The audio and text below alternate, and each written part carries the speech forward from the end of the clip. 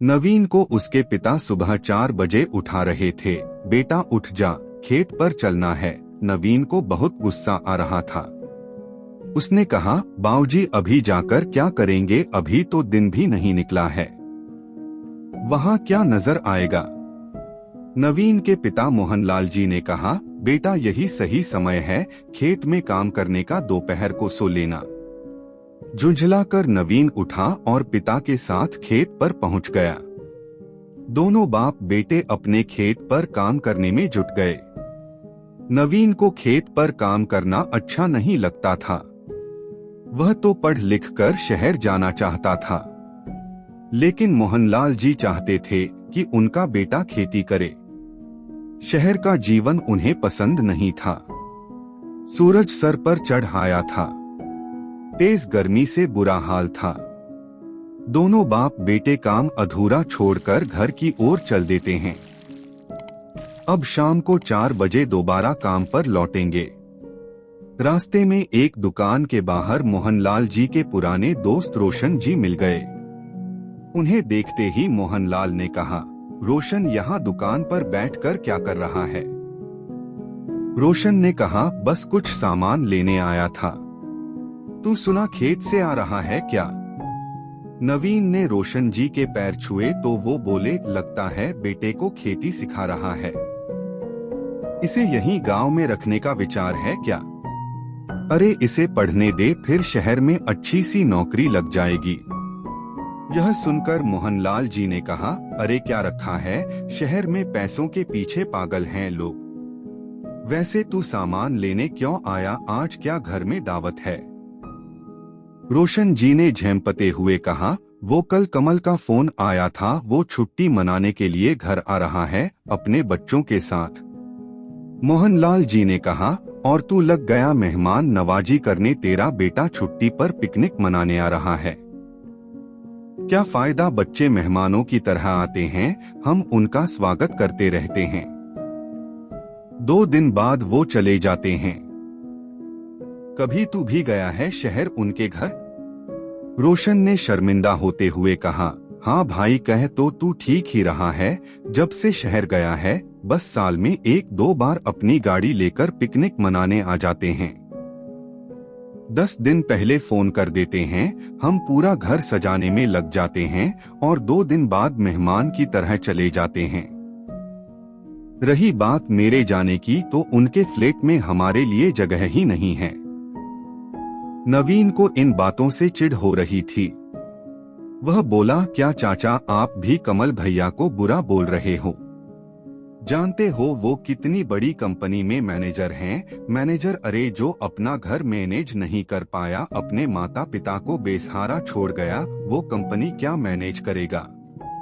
पढ़ लिख कर पैसों के पीछे अपने परिवार को छोड़ देना कहाँ की समझदारी है।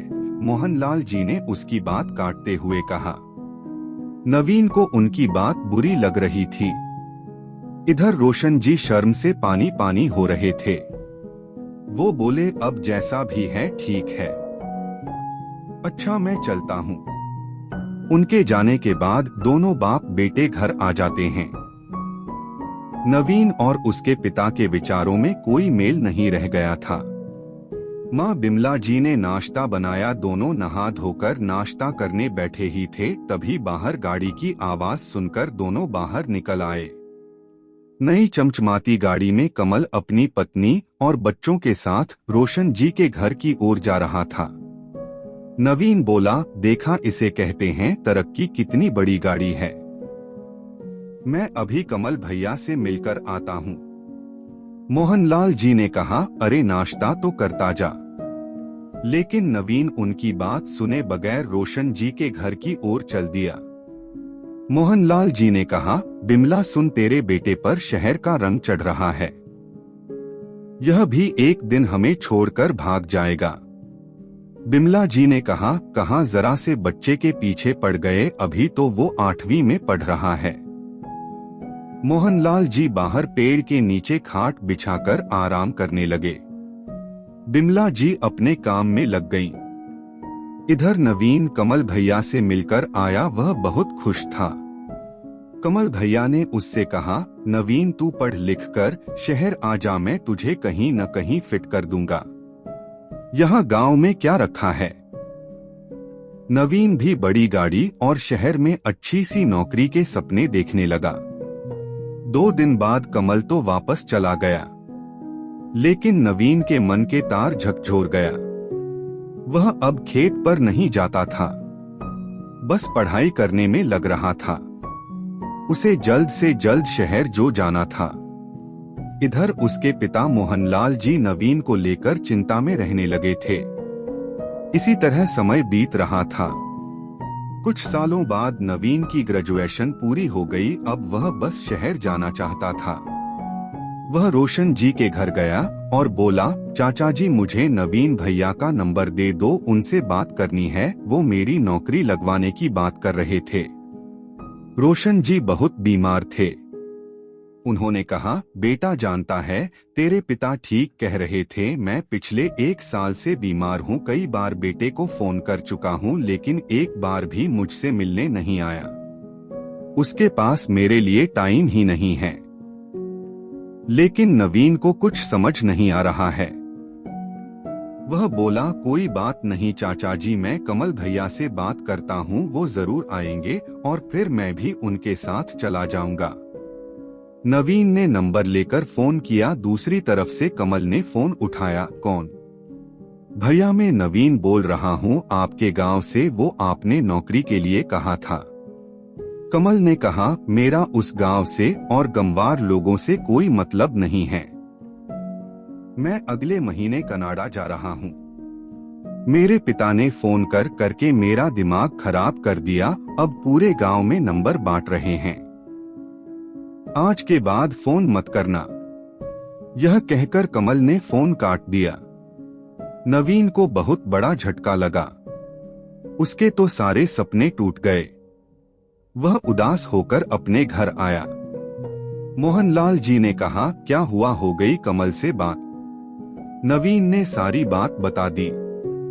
यह सुनकर मोहनलाल जी ने कहा, जानता है उसने यह सब क्यों कहा? जब 1 साल पहले वह आया था तो अपना घर और खेत बेचना चाहता था।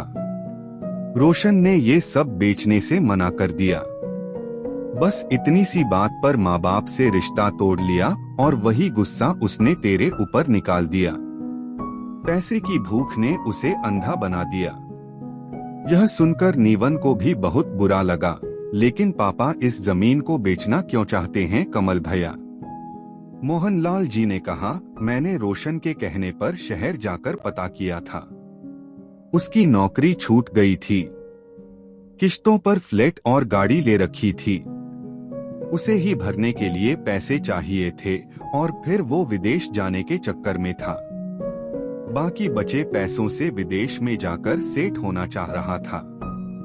वो तो मैंने रोशन को समझाया, वरना इस उम्र में खेत मकान बेचकर बेटे के पीछे पीछे भागता रहता और वो नालायक इसे धक्के मारकर सड़क पर भीख मांगने को मजबूर कर देता। अब 1 साल से अपने बाप को देखने भी नहीं आया। नवीन के सर से शहर जाने का भूत उतर चुका था। वह मोहनलाल जी के गले लगकर रोने लगा। बाबूजी, मुझे माफ कर दीजिए। मैं अब यहीं रहकर नए ढंग से खेती करूंगा।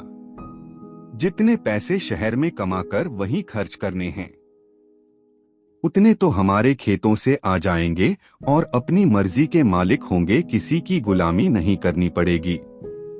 मोहनलाल जी और बिमला जी नवीन की बातें सुनकर बहुत खुश हुए। मोहनलाल जी ने कहा, चल मेरे साथ रोशन जी के घर चलते हैं। उसका भी तो ध्यान रखना है। उससे कहता हूँ कि मेरा बेटा अब शहर नहीं जा रहा और तेरा भी ध्यान रखेगा। नवीन रोशन जी के घर गया। फिर कुछ दिन बाद उन्हें लेकर शहर पहुंच गया। वहां उनका अच्छे से इलाज करवाया। कुछ दिन में रोशन जी बिल्कुल ठीक हो गए। नवीन ने अपने दोस्तों को भी शहर जाने से रोका। सबने मिलकर नए तरीके से खेती शुरू की। कुछ ही सालों की मेहनत से नवीन ने गांव में नया घर बना लिया, बड़ी सी गाड़ी ले ली। अब वो अपने परिवार के साथ रोशन जी के परिवार का भी ध्यान रखता था। कुछ ही दिनों में नवीन की शादी हो गई। आज नवीन और उसके दोस्त गांव में रहकर तरक्की कर रहे हैं और अपने आसपास के लोगों को भी प्रोत्साहन दे रहे हैं कि वे शहर न जाएं।